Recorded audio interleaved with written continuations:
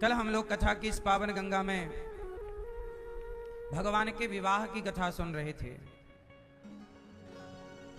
और कथा की गंगा हम सबको पावन कर रही है। भगवान का पहला विवाह रुक्मणी जी से हुआ और रुक्मणी जी के बड़े पुत्र हुए, पहले पुत्र हुए प्रद्युम्न। क्या नाम है?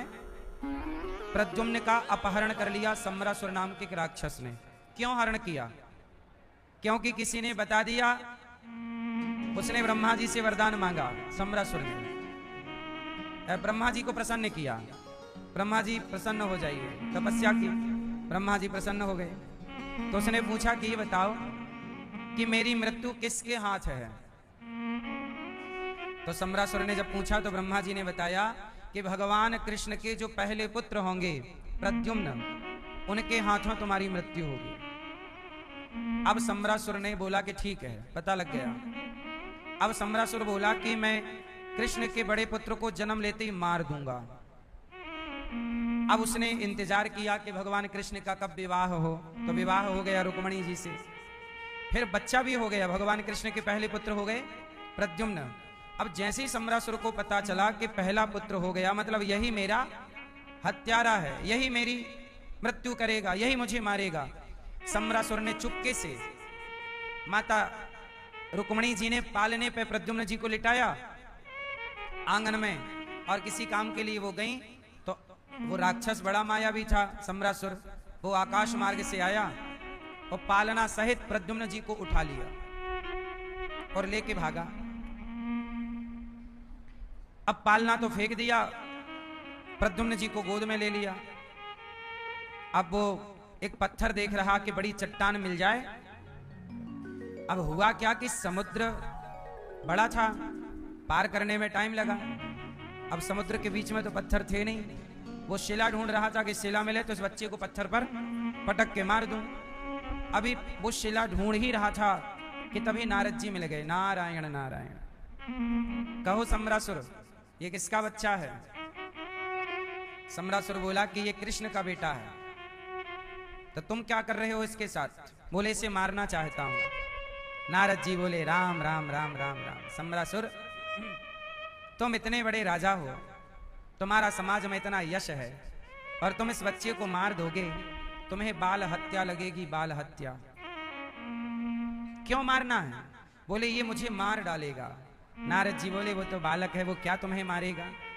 और तुम्हें मारना ही है तो पत्थर से पटक के क्यों मारना? इतना बड़ा समुद्र है, फेंक दो समुद्र में।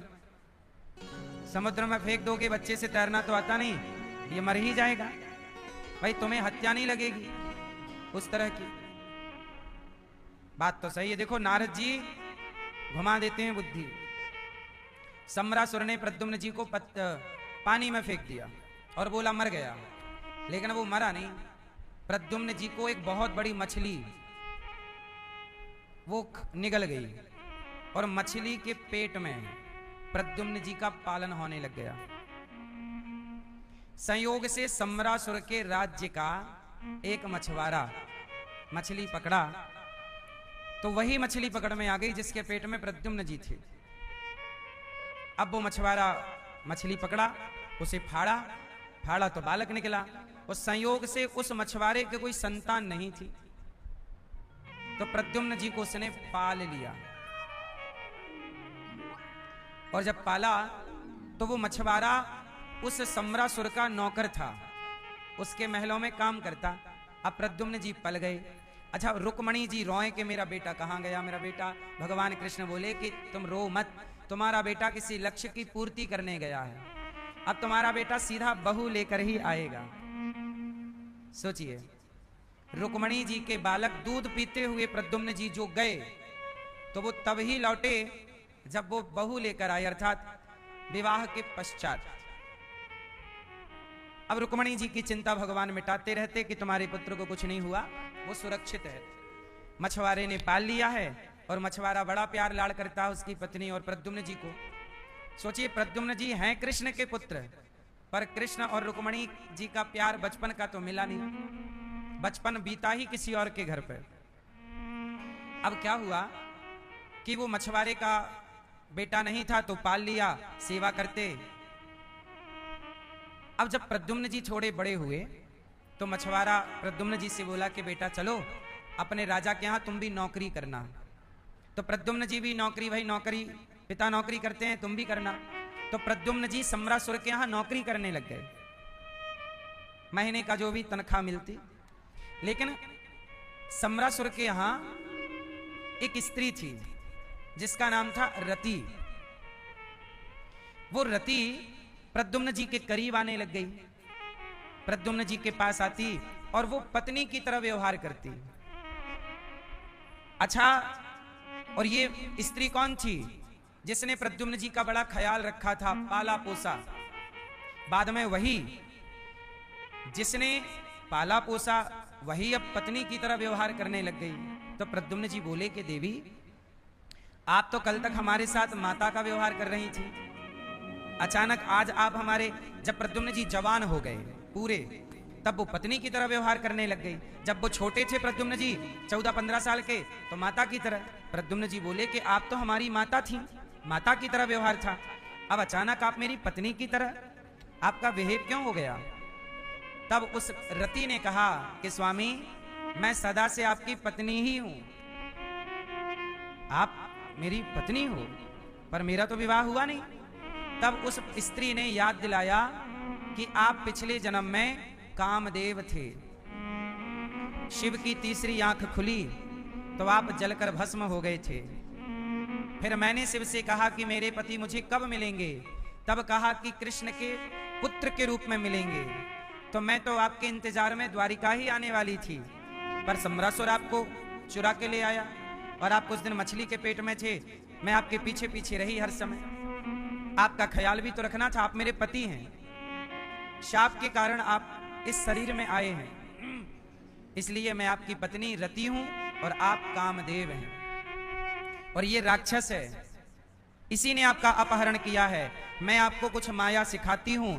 माया सिखाई, उसने सब बताया, और फिर प्रद्युम्न जी ने बड़े होकर उस सम्रासुर का उद्धार किया, उसे मारा और रति से विवाह करके द्वारिका पहुंचे। तब रुक्मणी जी भगवान कृष्ण ने बहू बेटे का स्वागत किया। ये प्रद्युम्न जी पिछले जन्म में कौन थे? कौन थे? कामदेव। शिव जी की आंख से जल गए थे ना, तीसरे नेत्र से। इनकी पत्नी सदा है रति, तो रति और कामदेव का विवाह हुआ। तो ये भगवान कृष्ण का विवाह रुक्मणी जी से, फिर रुक्मणी जी के बड़े पुत्र प्रद्युम्न जी का विवाह रति से हुआ। परीक्षित जी ने कहा कि गुरुदेव, मैंने सुना है कि भगवान के बहुत सारे विवाह हुए हैं, आपने हमें तो केवल एक ही विवाह की कथा सुनाई, अन्य विवाहों की कथा सुनाओ। तो सुनो, भगवान का दूसरा विवाह हुआ है जाम्बवंत की बेटी जाम्बवती के साथ। जब राम जी ने रावण को मार दिया तो जाम्बवंत जी ने कहा, प्रभु आप जरा मेरे से लड़ लो, दो हाथ कर लो, थोड़ा खुजली मिट जाएगी हमारी। भगवान बोले, हम आपसे लड़ नहीं सकते। क्यों? बोले, आप तो भगवान हैं, क्यों नहीं लड़ सकते? भगवान बोले कि देखो, भक्त से भगवान नहीं लड़ सकता, मर्यादा बिगड़ जाएगी। अगले जन्म में हम कृष्ण बनकर आएंगे, तब आपसे युद्ध करेंगे। अच्छा, जाम्बवंत जी की बेटी का नाम था जाम्बवती। मैया बोलो राधे राधे। चुप रहो मेरी मां, शोर ना करो। ए मैया, ओ झोला वाली मैया, यहां आके वहां का देख रही हो? बैठ जाओ मेरी मां। अभी भी पंचायत करेंगे, इतना बैठने ही में मैया 5 मिनट लगा देती हैं। शोर ना करो। कथा में आके शोर करने वाले को अगले जन्म में मेंढक बनना पड़ेगा। कथा में शोर नहीं, डिस्टर्ब करने वाले को अपराध लगता है। तो जाम्बवंत जी आए, और जाम्बवंत जी की एक बेटी है जाम्बवती। अच्छा, एक दिन क्या हुआ कि भगवान कृष्ण ने गणेश चतुर्थी के चंद्रमा को देख लिया। जिस दिन गणेश जी रखे जाते हैं, उस दिन के चंद्रमा को देख लिया। गणेश जी को, अच्छा चंद्रमा को देखने से क्या हुआ? भगवान को लग गया कलंक।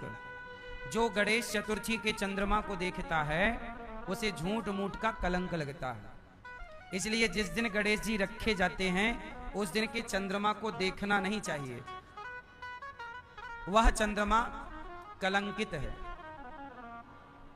अब देखो गणेश जी रखे जाते हैं, वो तिथि क्या है? चतुर्थी। क्या है? चतुर्थी का चंद्रमा नहीं देखा जाता, पर चतुर्थी का चंद्रमा देखा जाता है। तो गणेश चतुर्थी का चंद्रमा नहीं देखा जाता और करवा चौथ का चंद्रमा देखा जाता है। दोनों चतुर्थी हैं। बोलो हाँ। अब जरा यहां मैं एक बात आपको समझा दूं। देखो जरा, वही चंद्रमा और वही तिथि, लेकिन एक तिथि के चंद्रमा को नहीं देखा गया और एक तिथि के चंद्रमा को जब तक नहीं दिखता वो चंद्रमा चतुर्थी का, करवा चौथ का, तब तक सुकून नहीं मिलता। दिख जाए तो बड़ी खुशी, पटाखे फोड़ते हैं, लो वाह दिख गया चंद्रमा, अब खाओ, लो पानी पियो। एक चंद्रमा का इंतजार और एक चंद्रमा को इग्नोर। बोलो हाँ।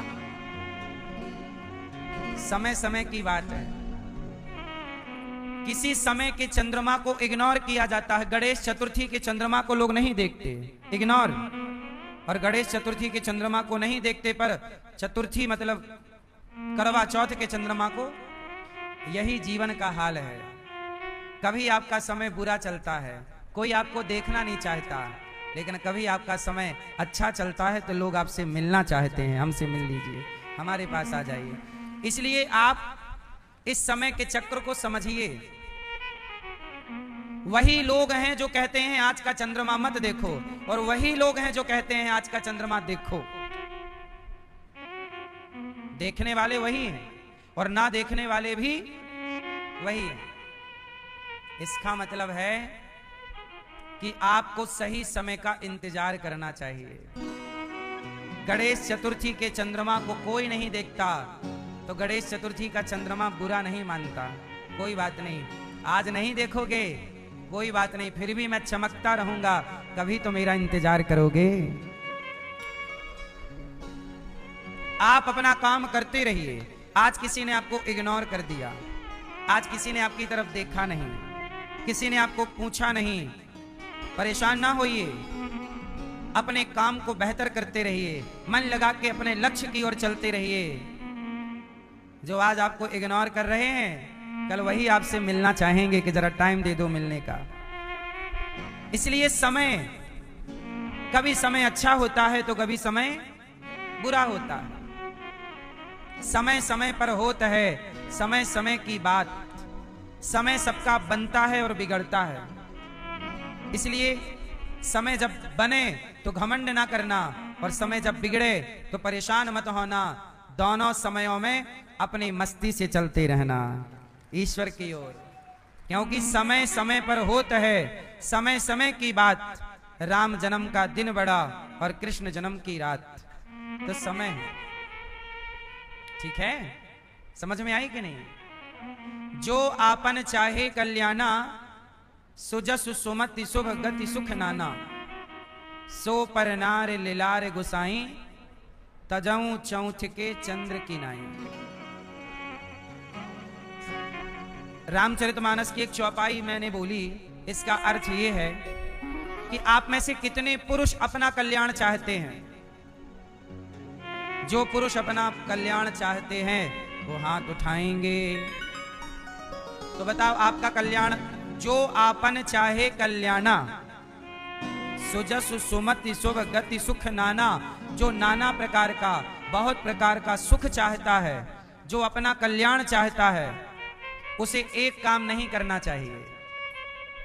आप अपना कल्याण चाहते हैं ना भाई, भैया, तो एक काम मत करना। क्या ना करना? सो पर नारी लिलार गुसाई। यदि आप अपना भला चाहते हो तो पराई स्त्री को कभी मत देखना गलत नजर से। सो पर नार लिलार गुसाई, पराई स्त्री को वैसे ही त्याग देना जैसे तजऊ चौथ के चंद्र की नाई।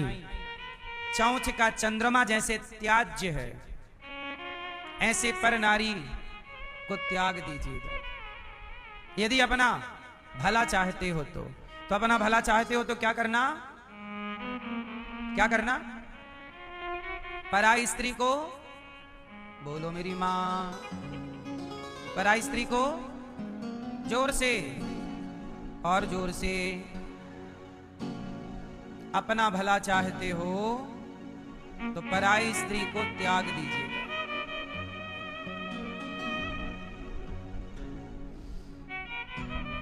भगवान श्री कृष्ण ने एक बार चंद्रमा को देख लिया, चतुर्थी का चांद, गणेश चतुर्थी का। अच्छा, गणेश चतुर्थी के चंद्रमा को शाप किसने दिया कि तुम कलंकित हो जाओ? गणेश जी ने दिया था। भगवान कृष्ण ने देखा तो भगवान को झूठा एक आरोप लग गया। भगवान के राज्य में एक सत्रजित नाम के व्यक्ति रहते थे। सत्रजित ने सूर्य की उपासना की तो सूर्य भगवान ने उन्हें एक मणि दी। मणि वो इतनी प्रभावी मणि थी कि 100 किलो सोना रोज देती थी।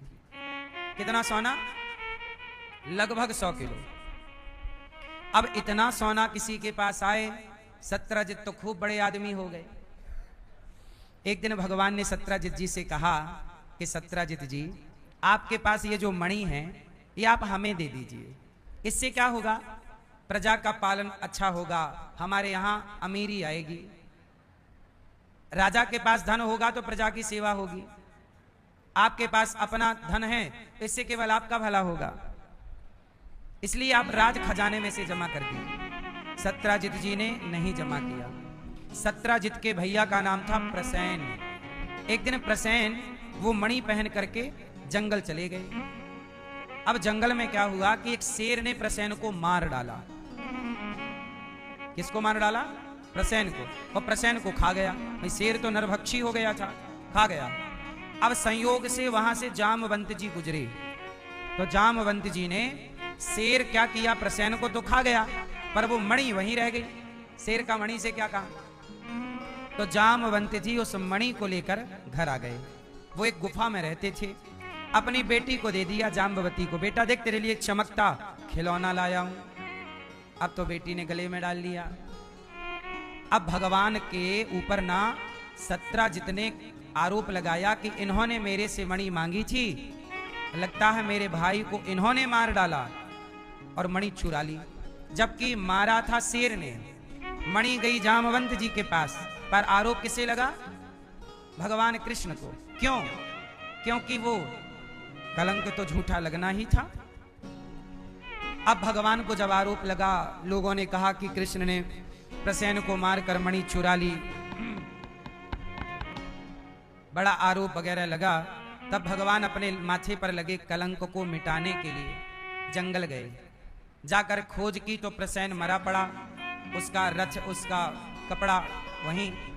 फिर आगे जामवंत जी के पांव के निशान देखे, वो गुफा में गए। भगवान समझे कि मणि यहां पर है।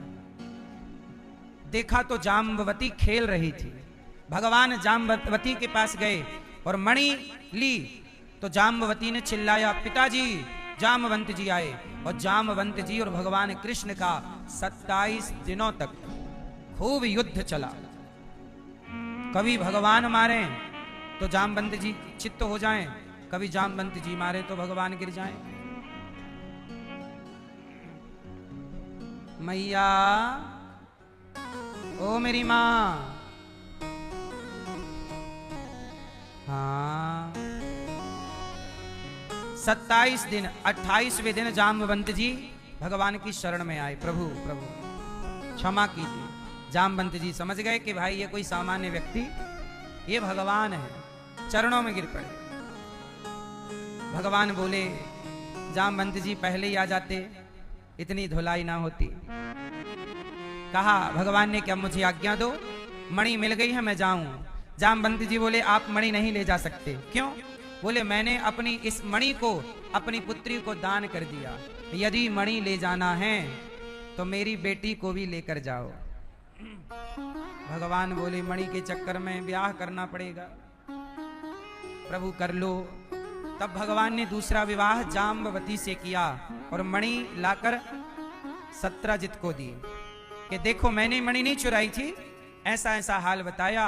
अब लोगों ने बड़े ताने मारे जरा उसको सत्राजित को बड़ी शर्म आई, तो सत्राजित जी ने कहा प्रभु से रिश्ता जोड़ लेता हूं। सत्राजित की एक बेटी थी सत्यभामा। देखो विवाह भगवान ने किए नहीं, सब इमरजेंसी केस है। अब देखो जाम्बवंत जी की बेटी से विवाह कहां किया, पर जाम्बवंत जी बोले करना पड़ेगा, अब क्या करें। सत्राजित जी की बेटी सत्यभामा, कहा सत्राजित जी ने मेरी बेटी से विवाह कर लो। भगवान बोले मैं नहीं करूंगा, मेरे 2 हो गए हैं, मणि के चक्कर में एक और हो गया, अरे एक और कर लो। सत्यभामा से तीसरा विवाह। एक दिन भगवान जा रहे थे, एक कन्या तपस्या कर रही थी, तो अर्जुन और कृष्ण जा रहे थे। तो अर्जुन की नजर पड़ी एक कन्या पर, सांवली सी थी, बड़ी सुंदर। अर्जुन ने कहा देवी कौन हो? कहा कि मैं सूर्य की बेटी कालिंदी हूं, क्या चाहती हो? बोले कृष्ण से विवाह करने के लिए हजारों साल से मैं यहां बैठी तपस्या कर रही हूं। अर्जुन बोले वो जा रहे हैं कृष्ण, बुलाया प्रभु आओ। भगवान आए, क्या हुआ? बोले आपकी अर्धांगिनी यहां बैठी हैं। कौन अर्धांगिनी? पत्नी, 1000 साल से तपस्या चल रही है। चरणों में गिर पड़ी यमुना जी, कहा प्रभु मेरा वरण कर लीजिए। भगवान को पाने के लिए हजारों वर्ष तक यमुना जी ने तपस्या की, तब जाके भगवान ने यमुना जी को पत्नी के रूप में स्वीकार किया। और भगवान का चौथा विवाह यमुना जी से। तो यमुना जी आज भी ब्रजमंडल में हैं और भगवान की चौथी पत्नी है। 5वां विवाह भगवान का उज्जैन में हुआ। उज्जैन में पढ़ाई भी हुई और विवाह भी हुआ। विंद और अनुविंद की बहन मित्रविंदा से भगवान का 5वां विवाह हुआ। 6ठा विवाह भगवान का सत्या के साथ हुआ। 7 बैलों को एक साथ नाचना था, इसलिए विवाह उनके साथ हो गया। 7वां विवाह भद्रा के साथ हुआ। 8वां लक्ष्मणा के साथ। अब एक भौमासुर नाम का दुष्ट था, उसने 16,100 कन्याओं को बंदी बना रखा है। उन कन्याओं ने एक पत्र लिखा भगवान के नाम। भगवान से कहा प्रभु इस राक्षस ने मेरा अपहरण कर लिया है और मेरी अपनी स्वतंत्रता इसने नष्ट कर दी, प्रभु आप मेरी रक्षा कीजिए। तब भगवान ने कन्याओं के बचाव के लिए जरासंध उस भौमासुर पर आक्रमण किया और भौमासुर को भगवान ने मारा और मारकर उसके 16,100 कन्याओं को उसके बंधन से मुक्त कर दिया। और जब वो कन्याएं मुक्त हो गईं, तो कन्याओं ने कहा कि प्रभु आप हमसे विवाह कर लो। भगवान बोले राम राम राम, 2-4 होती तो हम सोच लेते, 16,100 हैं। अच्छा बताओ भगवान को विवाह करना चाहिए कि नहीं? करना चाहिए। 16,100 कन्याएं हैं, विवाह करना चाहिए। कह रही हैं कन्याएं कि आप विवाह नहीं करोगे तो हम मर जाएंगी, कौन करेगा हमसे विवाह? लोग कहेंगे पराए पुरुष के पास रहकर आई हो। सीता जी तो तनिक रावण के यहाँ क्या रह गई, जबकि वो पवित्र थी, फिर भी दुनिया ने उंगली उठाई। तो हमें जीने देगी ये दुनिया? तो जिन नारियों को समाज अपमान करके दुत्कार रही थी, उन नारियों को समाज में सम्मान के साथ जीने का अधिकार दिया है भगवान कृष्ण ने। और टोटल 16,100 कन्याओं से विवाह किया, तो विवाह हो गए 16,108। कितने विवाह हो गए?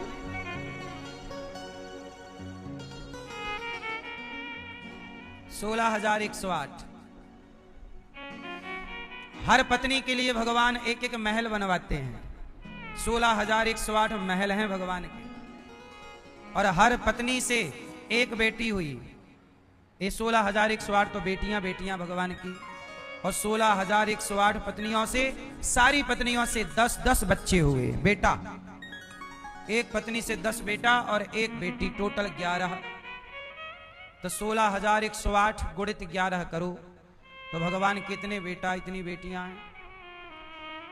फिर उनके बच्चे, फिर उनके बच्चे, 56 करोड़ यदुवंशी हैं। भगवान की इतनी पत्नियां, सारे पत्नियों के लिए महल अलग अलग। कितना बजट है भगवान के पास, क्यों? आप तो एक दिन का भोजन ही नहीं जुटा पाओगे। 16,108 खाएंगी तो 2-4 दिन में ही सब हो जाएगा हिसाब किताब। 500 की साड़ी भी दिलवाते यदि आप 16,108 पत्नियों को, आप साड़ी ना दिलवा पाते अच्छी सिखाए, सही है। अच्छा, इतने विवाह करने के बाद भी भगवान खुश हैं, हैप्पी हैं। मंदिर में देखो कन्हैया मुस्कुरा रहे हैं। आप हैं कि एक ब्याह करने के बाद, जब से ब्याह हुआ है तब से आपको अच्छे से हंसी नहीं आई है ना। तब से आप खिलखिला के हंसे नहीं। पता नहीं क्या हो गया आपकी हंसी को। पत्नियां तो फिर भी हंस लेती हैं, मानो पत्नी इसलिए हंस रही और कर ले ब्याह।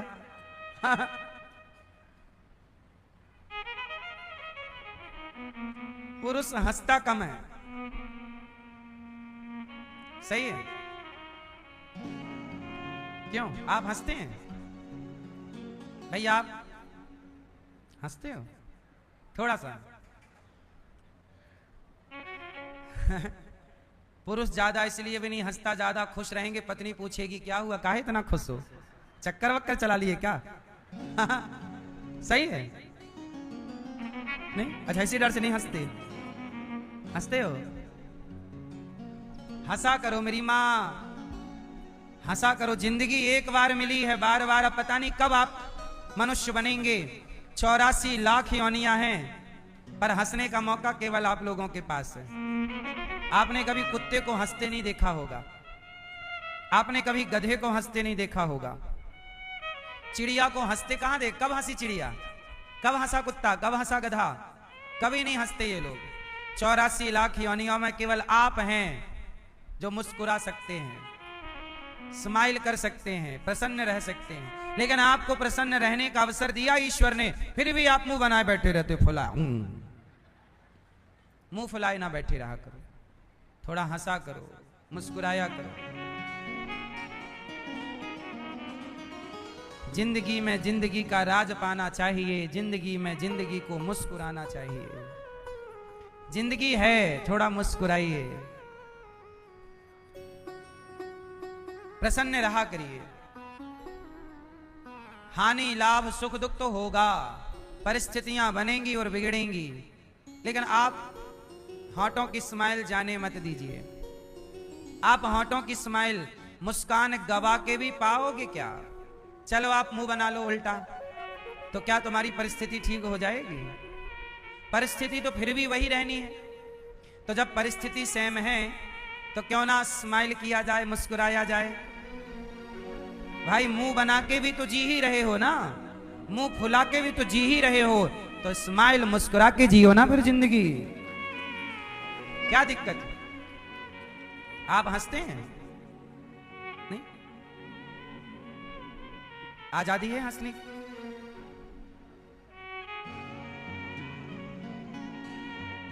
मैया आप हंसते हो कब कब? 24 घंटे में एक बार इतना हंसा करो, इतना हंसा करो कि पेट दर्द हो जाए। यदि आप रोज हंसेंगे इतना पेट दर्द हो जाए और हंसते हंसते आंसू आ जाए, एक बार भी 24 घंटे में इतना हंस लोगे ना तो जल्दी बीमार नहीं पड़ोगे आप। हंसना भी एक योग है। और एक बात बताएं, मुस्कुराते रहना भी जीवन जीने की एक कला है। सही है? इसलिए मुस्कुराया करो। दादाजी आप नहीं मुस्कुरा रहे हैं। भगवान के टोटल कितने विवाह हो गए? 16,000। अब कोई लोग कहते हैं कि भगवान ने इतने विवाह क्यों कर लिए? अरे वो भगवान हैं, वो कुछ भी कर सकते हैं। तुम नहीं कर सकते ना इतने विवाह, तुम्हारी ताकत नहीं है, तुम इतने विवाह नहीं कर सकते। कोई अधिक विवाह भी करेगा तो कितने करेगा? 2 कर लेगा, 4 कर लेगा, 10 कर लेगा, 20 कर लेगा, 100 कर लेगा, 200 कर लेगा, 500 ब्याह कर लेगा, है कोई ऐसे कर ले? तुम्हारी शक्ति सीमित है, तुम्हारी ताकत सीमित है, इसलिए तुम उतने ही विवाह कर सकते हो जितनी तुम्हारी शक्ति है। पर भगवान में शक्ति असीम है, इसलिए भगवान के परिभाषा में एक शब्द है तेज, वीर्य, ऐश्वर्यस्य समग्रस्य धर्मस्य यशसः श्री ज्ञान वैराग्य और चैव शरणाम भगितीर्णः। भगवान किसे कहते हैं? जब इन परिभाषाओं को गंभीरता से समझते हैं तब भगवान के इन परिभाषाओं में ये भी आता है कि भगवान वीर्यवान है। हाँ, मतलब भगवान ही ऐसे हैं जो सबके पति हो सकते हैं, सबके पिता हो सकते हैं, वरना इस धरती पे ऐसा कोई नहीं है जो सबकी जिम्मेदारी ले सके। एक भगवान ही हैं जो चींटी से लेकर हाथी तक की जिम्मेदारी लेकर के बैठे हैं।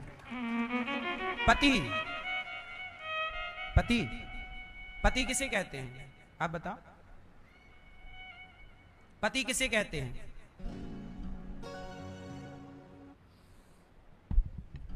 कहाँ भैया?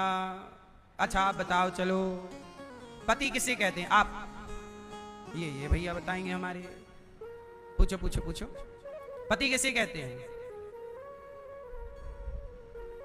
लो, नकल नहीं। पति किसे कहते हैं? भैया बताएंगे, बगल वाले। हाँ बताओ, पति किसे कहते हैं? नहीं, आप पति हो के नहीं? अरे तो यही कह दो, पति से कहते हैं। हाँ? ये आ रहे, इनसे पूछेंगे। सुनो, ये आ रहे हैं यहाँ। भैया कहाँ जा रहे हैं?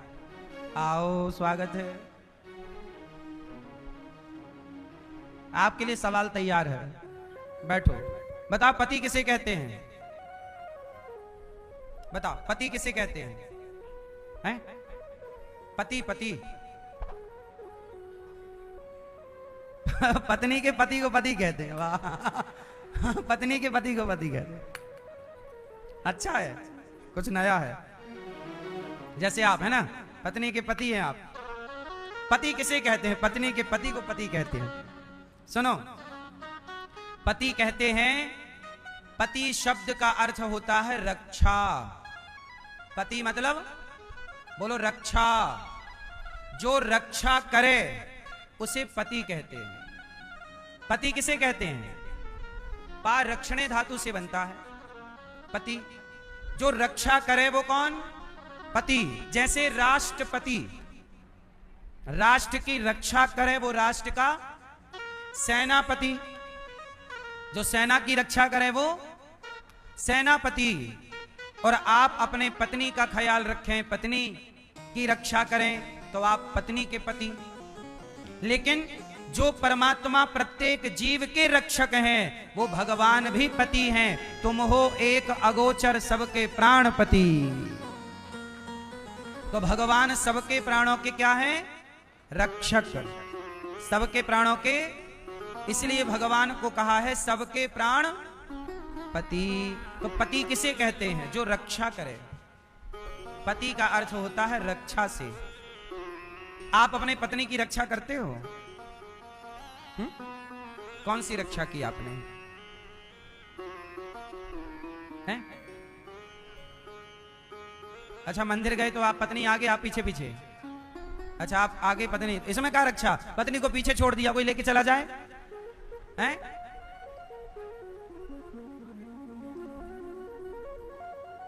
पति वो है जो अपनी पत्नी की रक्षा करे। कौन सी रक्षा? समाज से भी। रावण से राम ने रक्षा की कि नहीं? सीता मां की।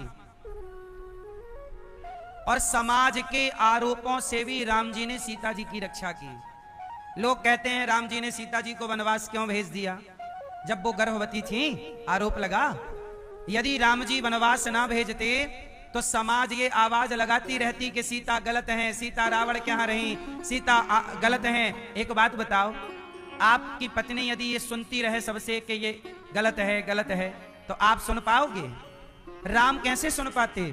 इसलिए समाज के शब्द, समाज के गलत शब्द मेरी पत्नी के कानों तक ना पड़े, इसलिए राम ने सुरक्षित वाल्मीकि जी के स्थान पर पहुंचा दिया सीता जी को। मतलब समाज की गलत बातों से क्या करी राम जी ने? रक्षा। क्यों? सही है। वरना लोग तो कहते ना भाई, किस किस के मुंह पे ताला लगाते। एक बोला कि सीता जी गलत हैं, वहां रह के आई हैं रावण के यहां, पता नहीं कैसी है। एक ने बोला, फिर दो ने बोला, पांच ने बोला, सबने बोला। किसका मुंह पकड़ते राम जी? किस किस को फांसी पे लटकाते? इसलिए समाधान क्या था? समाज की बातों से रक्षा की, दूर हो गए। ये मैसेज है। जब दुनिया आप पर आरोप लगाए और आप सही हैं, तो आप जवाब तो दीजिए, सही जवाब दीजिए, अपनी सही बात रखिए, पर थोड़ा दूरी बनाइएगा, दूरी बनाइएगा उन लोगों से जो लोग गलत कह रहे हैं। सही वक्त आने पर आप अपनी सही बात रखिएगा जरूर।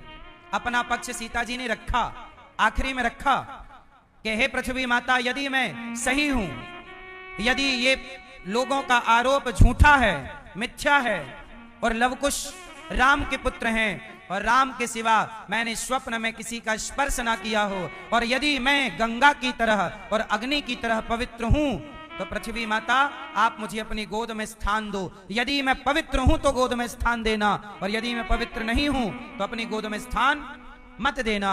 ये कहा कि पृथ्वी माता प्रकट हो गई, विमान लेकर आई और सीता मां को बिठाया, और सदा सदा के लिए समाज को सबूत देकर सीता मां धरती में समा गई।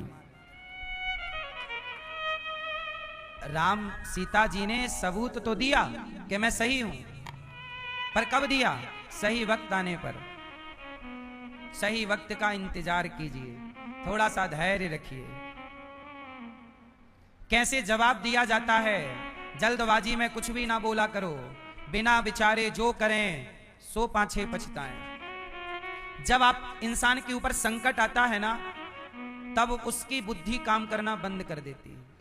क्या करे? सही निर्णय ले नहीं पाता। जब वो संकट टल जाता है तब आपको लगता है यार मैं ये भी कर सकता था, ये भी कर सकता था, ये भी रास्ता था। लेकिन उस समय सारे दरवाजे, क्योंकि व्यक्ति जब संकट में घिरता है, टेंशन में आता है, तो वो टेंशन के कारण, चिंता के कारण, क्रोध के कारण सारे दरवाजे बंद हो जाते हैं। इसलिए कहता हूं, परिस्थितियां कैसी भी रहें, सदा खुश रहा करिए। ज्यादा टेंशन नहीं, समझदारी से निर्णय लेंगे तो हर परिस्थितियों का सामना कर पाएंगे, दुखों से जीत पाओगे आप।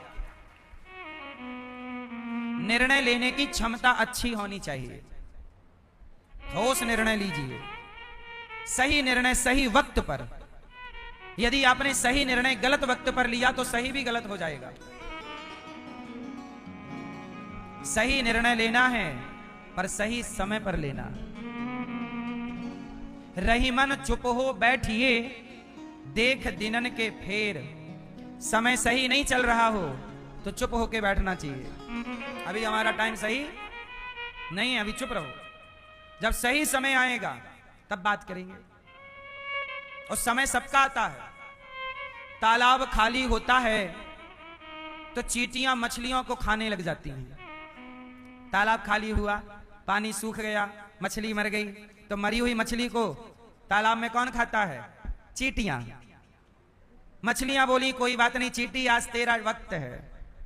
पर जब बारिश आती है, तालाब भरता है, तो तालाब में रह रही चींटियों को पकड़ पकड़ कर मछलियां खाने लग जाती हैं। कल तेरा टाइम था, आज मेरा टाइम है। टाइम बदलता है साहब, वक्त बदलता है। समय किसी के बाप की बफौती नहीं है। बदला कि नहीं? बंगाल में ममता मैया का एक टाइम था, एक टाइम तब भी उनका था, एक टाइम अब भी उनका है। समय बदलता है और राजा को रंक बना देता है। कल ममता मैया का टाइम ऐसा था, लोग ममता मैया से जुड़ना चाहते थे। आज ममता मैया का साथ छोड़ना चाहते हैं। टाइम, वक्त। इसलिए आप ये मत कहिएगा कि मेरा बल, मेरा रुतबा, मेरा टाइम। टाइम तेरा नहीं है, कुछ समय के लिए टाइम आया है, आया और गया, सदा ना रहा है, सदा ना रहेगा, जमाना किसी का। इसलिए जब ममता मैया, जब आप मुख्यमंत्री थी तो हिंदुओं की ओर देखा भी नहीं, और अब देखो मैया का टाइम बुरा आया तो साथ छोड़ गए कि नहीं। इसका मतलब यह हुआ कि जब आपका टाइम अच्छा हो तो घमंड ना करिएगा। आम का पेड़ जब फलों से भरता है, झुकता है। जब आपका टाइम अच्छा हो तो आप उस अच्छे टाइम पर अच्छे इंसान बनने की कोशिश करिएगा, घमंडी नहीं। काश राम से सीखा होता ममता मैया ने कि राम जब राजा बने तो राम ने धोबी की बात सुनी। किसकी बात सुनी? धोबी की। और धोबी की बात सुनकर अपनी पत्नी को वनवास भेज दिया। इसका मतलब राम परिवारवाद नहीं, प्रजावाद राजा है। राम किसकी सुनते हैं? प्रजा की। और ममता मैया ने प्रजा की नहीं सुनी तो प्रजा ने कहा हम भी नहीं करेंगे तुम्हें वोट। इसलिए राजा कैसा चाहिए? राजा प्रजा की बात सुने। अब ममता मैया ने प्रजा की नहीं सुनी। अब बाद में अब पछताए होत क्या, जब चिड़िया चुग गई। आप समझो, ये कथा मैं आपको इसलिए बता रहा हूं कि घमंड कभी ना करना। कहां गया ममता मैया का अहंकार? और जो आज सत्ता पर बैठे हैं, आप भी घमंड ना करना। सदा ना रहा है, सदा ना रहेगा। समाज की सेवा करिए, जनता जनार्दन की सेवा करिए, देश को मजबूत करिए। अपने बाप की बभौती समझ के कोई ना बैठिए, क्योंकि समय सबका बदलता है। कल राजा कोई और था, कल होगा कोई और। कल राजा कोई और था और कल होगा कोई और। किसी एक के शीश पर सदा रहे ना मोर। किसी एक के शीश पर सदा के लिए सत्ता ना रहेगी। सत्ता आएगी जाएगी, आएगी जाएगी। सत्ता, सुंदरता और संपत्ति। बोलो, सत्ता, संपत्ति, सुंदरता, ये किसी के बाप की बफौती नहीं है। सत्ता आएगी जाएगी, संपत्ति आएगी और सुंदरता आएगी, और जवानी सदा ना रही है। जवानी में आदमी अलग दिखता है और बुढ़ापे में तो ये सत्ता, संपत्ति, इसमें से कुछ भी आपको मिल जाए तो समाज की नम्र भाव से सेवा करिएगा। घमंड किसका रहा है? रावण का घमंड नहीं चला, जिसकी लंका सोने की थी। तुम्हारा हमारा चलेगा? तो ममता मैया से सीख लो कि घमंड नहीं करेंगे। बोलो हाँ, किया तो हाल क्या हुआ। इसलिए कभी घमंड ना करिएगा, अहंकार ना करिएगा, देश से गद्दारी ना कीजिएगा। ममता मैया ने तमाम बांग्लादेशियों को घुसा लिया। क्या यह देश के साथ गद्दारी नहीं थी? क्या यह देश के साथ दगा नहीं था? इसलिए अपनी माटी के साथ गद्दारी मत कीजिएगा। मर जाना अच्छा है, पर भारत माता के साथ गद्दारी नहीं होनी चाहिए। राष्ट्र के साथ वफादार रहो। राष्ट्र के साथ क्या रहोगे? यहां गद्दारी नहीं।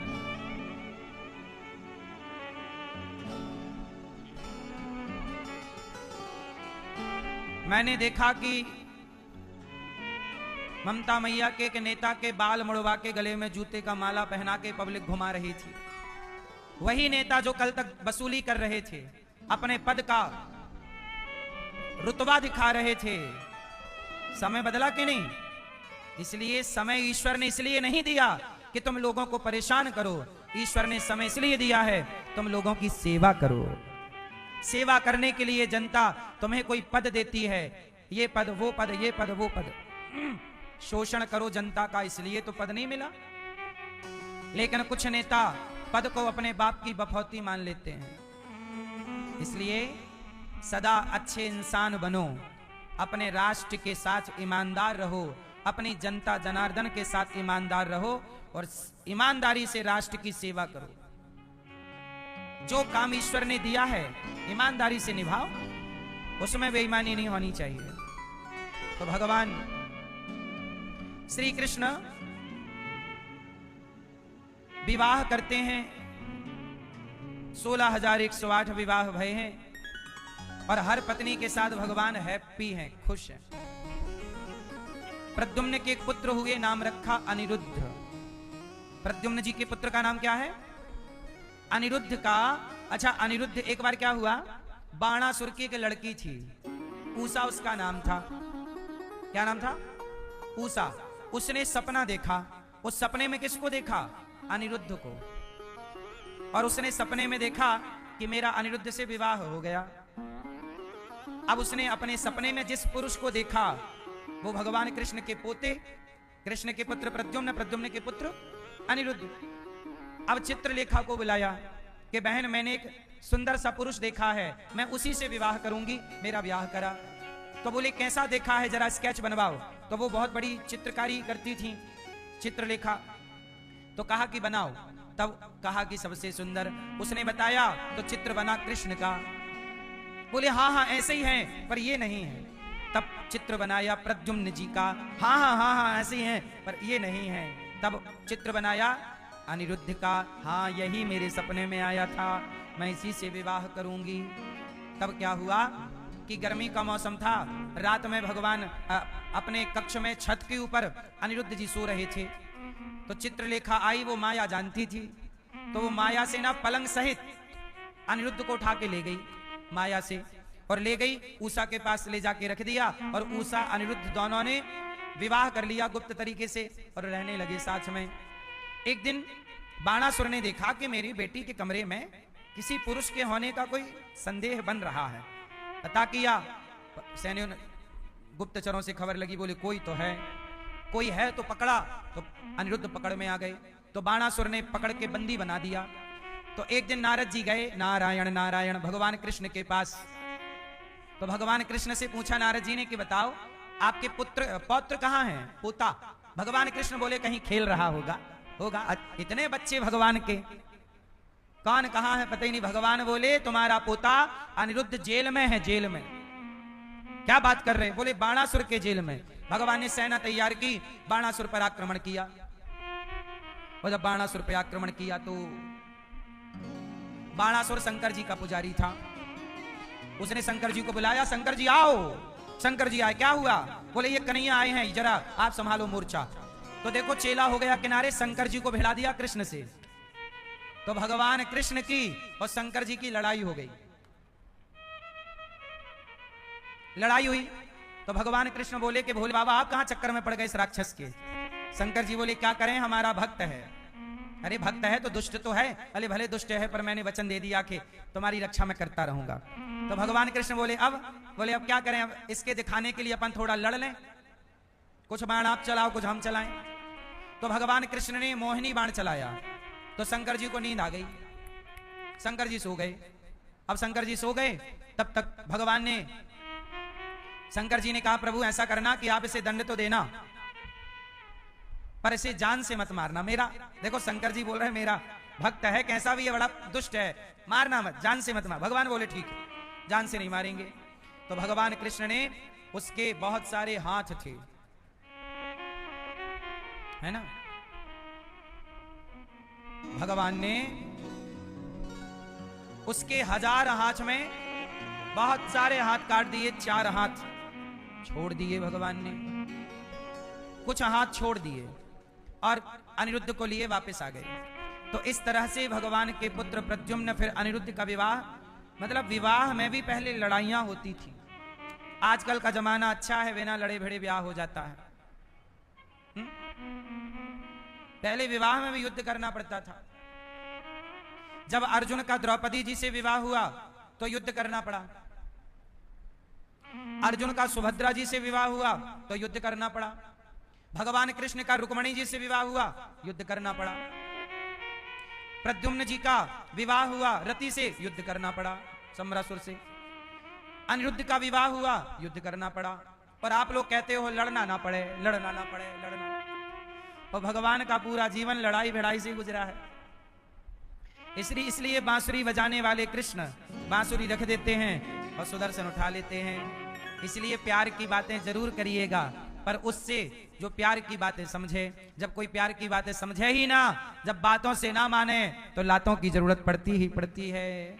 इसलिए लातों को मजबूत रखिएगा, बातें करने में कहीं लातें कमजोर ना पड़ जाएं। क्यों, सही है कि गलत है? क्यों भैया? इसलिए सनातनियों को अपने आप को तैयार भी रखना चाहिए। काय के लिए? या तो भागने के लिए तैयार रहो, या तो फिर अपने धर्म और पक्ष के लिए लड़ने के लिए तैयार रहो। कैसे? उदाहरण मैं देता हूं। जहां जहां हिंदू कमजोर हुआ है, जैसे कश्मीर से हिंदू कमजोर हुआ, तो कश्मीर से हिंदुओं को भागना पड़ा। बोलो हाँ। कश्मीर से हिंदुओं को, तो भागे हुए हिंदुओं में कौन कौन थे? ब्राह्मण भी थे, क्षत्रिय भी थे, वैश्य भी थे और शूद्र भी। अच्छा ये बताओ, आपके गांव में सब समाज के लोग रहते हैं कि नहीं? तो जब गांव से कोई भगाएगा तो सब ना भागेंगे। तो कश्मीर इतनी बड़ी, और जब वहां से भागे तो ब्राह्मण, क्षत्रिय, वैश्य, शूद्र जो सब लोग थे, जो सनातनी, सबको भगाया मुसलमानों ने। सबकी बहनों के साथ दुराचार हुआ। बोलो हाँ।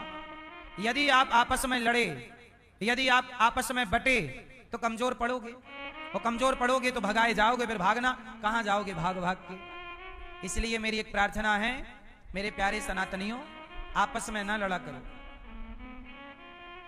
ब्राह्मण, क्षत्रिय, वैश्य और शूद्र, हम चारों एक ही पिता की संतान हैं। बोलो हाँ। हमारी जातियां व्यवस्था के लिए हमारे पूर्वजों ने बनाई थी। ब्राह्मण कोई जाति नहीं है, ब्राह्मण एक व्यवस्था है। क्षत्रिय कोई जाति नहीं है, क्षत्रिय इस देश की एक व्यवस्था है। वैश्य कोई जाति नहीं है, एक व्यवस्था है। और शूद्र कोई जाति नहीं है, एक व्यवस्था है। परंतु उस व्यवस्था को आने वाले टाइम पर जाति का नाम दिया गया, क्योंकि अब उतने समझदार लोग नहीं हैं कि जो जातियों को व्यवस्था की नजर से देखें। अब लोगों ने अपने स्वार्थ की नजरों से देखना शुरू कर दिया। आजकल नेता लोग भी स्वार्थ की नजर से देखते हैं, किसकी वोट ज्यादा है। जिस जाति की वोट ज्यादा होगी, उस जाति का अपराध माफ कर दिया जाएगा। जबकि तुम चारों एक पिता की संतान हो। इस देश में जब मुगल आए, अंग्रेज आए, उन्होंने नारा क्या दिया? फूट डालो, शासन करो। फूट डालो। आपस में लड़ाना, हम हिंदुओं को लड़ाया, और लड़ाने का फायदा किसे मिला? लड़ने का फायदा मिला अंग्रेजों को, मुसलमानों को। हम लड़ते रहे और हमारा ही देश हमें लड़ाकर अंग्रेज और मुगल लूटते रहे। तुम लड़ने में बिजी रहो, हम लूटने में बिजी हैं। बोलो हाँ। अंग्रेज कहते हैं तुम लड़ने में बिजी रहो, और अंग्रेजों ने लूटा। बोलो हाँ। इसलिए आपसे कहता हूं, आपस में लड़ाइयां ना करो। दुनिया चाहती ही है कि आप लड़ जाएं। अच्छा भैया ये बताओ, आप 2 भाई हैं या 3 भाई हैं, यदि आप प्रेम से रहोगे आपस में, तो आपका फायदा होगा, पर आपके परिवार का, आपके अगल बगल के लोगों का कोई फायदा नहीं। लेकिन आप यदि भाई भाई आपस में लड़ोगे, तो आपकी लड़ाई से बहुत लोगों का फायदा हो सकता है। बोलो हाँ। एक बात बताओ, सारे भाई प्यार मोहब्बत से रहने लग जाएं, और सारे लोग प्रेम से, हिंदू सनातनी आपस में प्रेम से रहने लग जाएं, तो कोर्ट कचहरी बंद हो जाएंगे कि नहीं? उत्तर दो। और कोर्ट कचहरी बंद हो जाएंगे तो कोर्ट कचहरी का खर्चा, जब आपका कोई केस ही नहीं बनेगा, आप कोर्ट कचहरी जाओगे ही नहीं, तो कोर्ट कचहरी का, जज का, वकील का खर्चा कैसे निकलेगा? बोलो हाँ। इसलिए इस देश में कुछ लोग ये चाहते हैं आज भी कि आप आपस में लड़ते रहें, क्योंकि आप लड़ते रहेंगे तो कोर्ट कचहरी जाते रहेंगे, और कोर्ट कचहरी जाएंगे तो कोर्ट कचहरी के द्वारा आपका पैसा जो आपके बच्चों की पढ़ाई में लगना था, जो पैसा आपके तरक्की में खर्च होना था, वो पैसा कोर्ट कचहरी में खर्च होगा। फिर आप सदा के लिए क्या रह जाओगे? आपकी ग्रोथ रुक जाएगी, तरक्की रुक जाएगी, क्योंकि लड़ने में पैसा जाता है, दिमाग भी जाता है, समय भी जाता है। सही है कि नहीं? इसलिए समझदार लोग जो होते हैं वो लड़ते नहीं हैं, और जो थोड़ी मूर्ख टाइप के होते हैं वो लड़ते हैं। इसलिए आपस में लड़ना समझदारी नहीं है, आपस में लड़ना बड़ा नुकसान है। महाभारत में एक कथा है,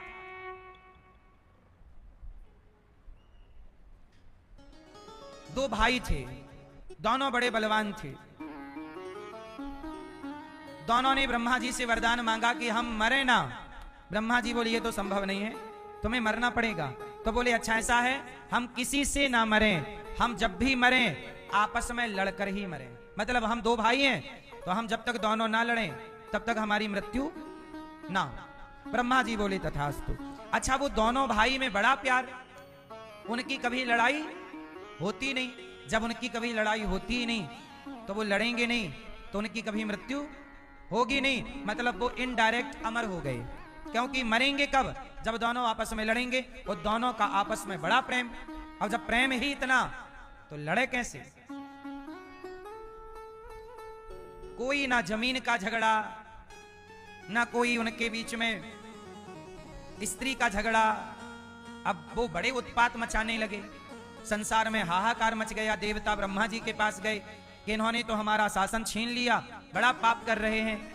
तब ब्रह्मा जी ने एक स्त्री का निर्माण किया जिसका नाम था तिलोत्तमा। अब वो तिलोत्तमा इतनी सुंदर कि उसको देखा, जो देखा देखता ही गया। तिलोत्तमा ने ब्रह्मा जी से कहा आज्ञा, क्या करना है? कहा कि जाओ, वो दो भाई हैं, विंद अनुविंद, उनको विंद अनुविंद नहीं, उनका नाम कुछ और था शायद। जाओ उन्हें मार के आओ, उनमें आपस में फूट करा दो, दोनों भाइयों में। जाओ। अब दोनों भाइयों में फूट कराने के लिए वो तिलोत्तमा चली। अब तिलोत्तमा जब चली तो बड़ी सुंदर, दोनों भाइयों ने देखा, वाह इतनी सुंदर। बड़े भाई ने कहा तेरी भाभी है, अच्छे से देख तेरी। तो छोटे ने कहा नहीं, बहू है आपकी, थोड़ा आप अंदर चले जाओ, बहू कैसे ना देखो। अब दोनों में हो गई लड़ाई, नहीं ये तो मेरी पत्नी बनेगी, ये तो मेरी बनेगी। तो दोनों भाइयों ने उस कन्या से कहा कि तुम ही बताओ तुम किसकी पत्नी हो। बोले आप दोनों ही सुंदर हो, आप डिसाइड कर लो कि आप में से कौन मेरा वरण करेगा। दोनों में लड़ाई हुई, और शाप था, उनको वरदान था कि आपस में लड़ोगे तो। वो मर गए। अब बताइए, आपस में लड़के मर गए, इसका मतलब ये हुआ किसी को मिटाना है, किसी को बिगाड़ना है, तो क्या करिए, उसे आपस में लड़ा दीजिए, वो सदा के लिए नष्ट हो जाएगा। ये अंग्रेजों की नीति थी। इसलिए हम ब्राह्मण, क्षत्रिय, वैश्य और शूद्र चारों को आपस में मिलजुल के रहना चाहिए। हमें आपस में नहीं लड़ना चाहिए। हम लड़ेंगे तो हमारी लड़ाई का फायदा उठाकर हमें गुलाम बनाया, देश को गुलाम बनाया। भगवान ने राजा नृग पर कृपा की। एक राजा थे, उनका नाम था नृग। एक दिन क्या हुआ, भगवान कृष्ण ने अपने बच्चों को समझाया, बेटा पोताओं को, कि सुनो यहाँ। सब बच्चों को बिठाया और भगवान ने कहा कि सुनो, कभी किसी ब्राह्मण का, कभी किसी संत का, कभी किसी गाय का अपमान मत करना, अनादर मत करना। पर भगवान के बच्चे हैं ना, बड़े बाप के बेटे हैं, तो बिगड़ने की संभावनाएं भी ज्यादा होती हैं। इसलिए भगवान कृष्ण समझा रहे हैं, पर भगवान के अपने बच्चे उस भाव से सुन नहीं रहे हैं। भगवान ने कहा कि चलो अच्छा यहीं जंगल में खेलो। तो क्या किया, खेल खेल में उनकी गेंद कुएं में गिर गई। तो वहां जब कुएं से गेंद निकालने गए तो वहां पर एक बहुत बड़ा गिरगिट था। भगवान कृष्ण को बच्चों ने आवाज लगाई, पिताजी गिरगिट है। भगवान ने उसका स्पर्श किया, वह एक पुरुष बन के खड़ा हो गया। भगवान ने पूछा कि आप कौन हैं? तब उस गिरगिट से बने पुरुष ने कहा कि मेरा नाम राजा नृग है, नृग नाम के राजा, मैं इक्ष्वाकु वंश का राजा हूं। तो गिरगिट कैसे बन गए? बोले मेरे से एक पाप हो गया, जिस पाप के कारण गिरगिट बना, पर मैंने गौदान किया था, जिसके कारण प्रभु आज आपका दर्शन हो गया और आपके द्वारा मेरा उद्धार हुआ। तो बस याद रखिएगा कि जो आपका पुण्य है वह पुण्य कभी नष्ट नहीं होता। राजा नृग ने गौदान बहुत किए थे, उन गौदानों के बल पर क्या हुआ? उन्हें भगवान कृष्ण का दर्शन हुआ। इसलिए कहता हूं कि मरने से पहले गौदान जरूर करिएगा। गौरी गोपाल गौशाला में सैकड़ों गाय यहां रहती हैं, सैकड़ों नंदी रहते हैं। आप भी गौदान करिए, गाय को हरा चारा एक दिन का गौरी गोपाल गौशाला में जरूर दीजिएगा। आपके सहयोग से गायों को भोजन मिलता है, चारा मिलता है। कल का चारा, कल का भोजन गायों को आप करा सकते हैं तो कराइए। सबके घर से पहली रोटी गाय की निकलती है। आप भी गौरी गोपाल गौशाला में एक रोटी का सहयोग नित्य किया करो, 1 किलो चारे, हरे चारे का सहयोग नित्य किया करो। कर सकते हो महीने 2 महीने में 1-1 ट्रॉली चारे की सेवा गायों की कराते रहा करिए, यदि ईश्वर ने इस योग्य बनाया है तो। आधी ट्रॉली का भी आप सहयोग कर सकते हैं, आधी ट्रॉली चारे का। अब राजा नृग ने गौदान किया तो उन्हें कृष्ण की प्राप्ति हुई और उनकी मुक्ति हुई शाप से। एक पौंड्रक नाम का राजा था जो 4 हाथ लगा के घूमता रहता था और सबसे यही कहता कि मैं भगवान हूं, मैं भगवान हूं। भगवान कृष्ण को पता लगा तो भगवान ने पौंड्रक का उद्धार किया। आज भी संसार में किसी के पास थोड़ा पद आ जाए, प्रतिष्ठा आ जाए, पैसा आ जाए, तो पैसे आने के बाद व्यक्ति यही मान लेता है कि मैं ही भगवान हूं। लोग अपने को क्या मानने लग जाते हैं? जोर से, जोर से। एक बात बताओ, क्या कोई व्यक्ति, क्या कोई इंसान भगवान हो सकता है? उत्तर दो। जब कोई व्यक्ति, अच्छा देखो, चांदी चांदी रहेगी, लोहा लोहा रहेगा, पीतल पीतल रहेगा। पीतल कभी कितना भी पीतल चिल्लाए कि मैं सोना हूं, मेरा रंग रूप सोने के जैसा है, तेरा रंग रूप भले सोने के जैसा है पीतल, पर तू सोना नहीं हो सकता। बोलो। जैसे पीतल कभी सोना नहीं हो सकता, ऐसे इंसान सदा इंसान रहेगा। वो भगवान, यार बताओ कोई भगवान, मतलब जो भगवान सृष्टि उत्पन्न कर रहा है, जो परमात्मा सृष्टि रच रहा है, जिसने आपका निर्माण किया, आप कह रहे हो कि मैं भगवान हूं? क्या भगवान होना इतना आसान है कि कोई भी 25-50 करोड़ रुपया कमाए और कह दे कि मैं भगवान हूं? भगवान कौन है? जिनका जन्म नहीं होता, जिनकी मृत्यु नहीं होती, इसलिए भगवान का नाम अजन्मा है। बोलो हाँ। वो भगवान अजन्मा है, अविनाशी है। तुम्हें सर्दी जुकाम होती है, तुम जन्म लेते हो और तुम मरते हो, क्योंकि तुम सांसारिक प्राणी हो, इंसान हो। और सांसारिक इंसान संसार की हर गतिविधि से गुजरता है। एक आदमी मेरे पास आया, बोला महाराज जी बताओ साईं बाबा भगवान है कि नहीं? मैंने उनसे कहा कि देखो, हमारे सनातन में कोई भी भगवान नहीं हो सकता। आप लोग बताइए, साईं बाबा वो बाबा हैं, साधु हो सकते हैं, उनकी पुस्तक में लिखा है कि वो मुसलमान हैं। अब आप बताओ, साईं बाबा को आप लोग भगवान मानते हो कि नहीं? उत्तर दो। मानते हो? एक बात बताओ, हनुमान जी ज्यादा पावरफुल हैं कि साईं बाबा ज्यादा पावरफुल हैं? जोर से। हनुमान जी ज्यादा शक्तिशाली हैं, लेकिन हमारे यहां हनुमान जी राम जी के मंदिर में जाकर देखिएगा, हनुमान जी राम जी के आगे हाथ जोड़कर चरणों में बैठे हैं। वो हनुमान जी जो इतने बड़े हैं, वो हनुमान जी जो इतने बड़े हैं, वो राम के आगे हाथ जोड़कर सिर झुकाकर बैठे हैं। हनुमान जी भी राम के क्या है? बोलो, राम के भक्त हैं। हनुमान जी को भी हमारे यहां राम भक्त कहा जाता है। क्या कहा जाता है? राम के भक्त। हमारे यहां हनुमान जी को भी राम भक्त कहा जाता है। तो जब हनुमान जी इतने बड़े हैं, चारों युग पर ताप तुम्हारा, जो अमर हैं, अजर अमर गुण निधि सुत हूं, करहूं बहुत रघुनायक छाहूं।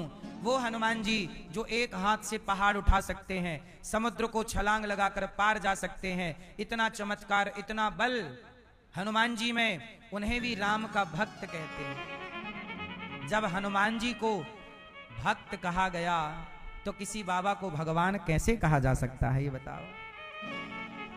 किसी व्यक्ति को भगवान कैसे कहा जा सकता है? आपके पिता कितने हैं? उत्तर दो। क्या दो हो सकते हैं? नहीं। जब पिता दो नहीं हो सकते, तो भगवान भी दो नहीं हो सकते। भगवान एक हैं, एक थे, एक हैं, एक ही रहेंगे। पौंड्रक भी भगवान बनकर घूमता, भगवान ने पौंड्रक का उद्धार किया, काशीराज और द्विद का उद्धार किया भगवान ने। जरासंध के जेल से 20,800 राजाओं को भगवान ने मुक्त कराया। सबने कहा कृष्णाय वासुदेवाय हरये परमात्मने प्रणतक्लेशनाशाय गोविंदाय नमो नमः।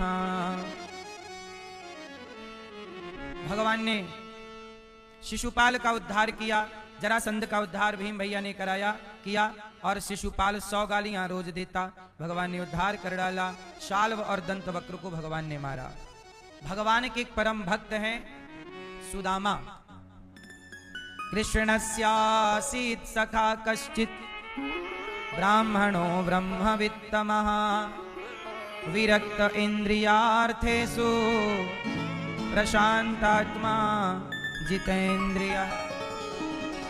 भगवान के एक परम भक्त हुए हैं सुदामा जी। भगवान के भक्त का नाम क्या है? सुदामा। हटे पुराने कपड़े पहनना, कोई ज्यादा हाय हाय नहीं, 5 घर जाकर भिक्षा मांगना, जितना मिल जाए संतुष्ट रहना। बड़ी शांति से सुदामा जी अपने जीवन को यापन कर रहे हैं, भगवान का चिंतन करते हुए, भगवान का नाम जपते हुए, केवल भगवान का आश्रय लेकर सुदामा जी भगवान के भरोसे हैं। अच्छा, सुदामा जी बहुत गरीब हैं। इतने गरीब होने पर भी सुदामा प्रशांत आत्मा, प्रसन्न रहते हैं। क्या रहते हैं सुदामा जी? भैया क्या रहते हैं? प्रसन्न रहते हैं। अच्छा ये बताओ, सुदामा जी गरीब हैं कि अमीर हैं? मैया, सुदामा जी गरीब हैं कि अमीर हैं? जोर से हैं? लोग कहते हैं सुदामा जी गरीब हैं, पर एक बात बताओ, जिनके स्वागत में स्वयं भगवान दौड़े हों और जिनके चरणों को भगवान नेत्रों के जल से धुले हों, भला वो सुदामा गरीब कैसे हो सकते हैं?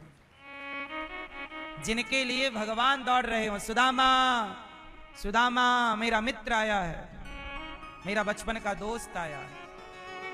सुदामा जी व्यवहार में गरीब हैं, खाने के लिए व्यवस्था ज्यादा अच्छी नहीं है, कुचैलम, पुराने कपड़े पहनते हैं, मलिनम, मैले,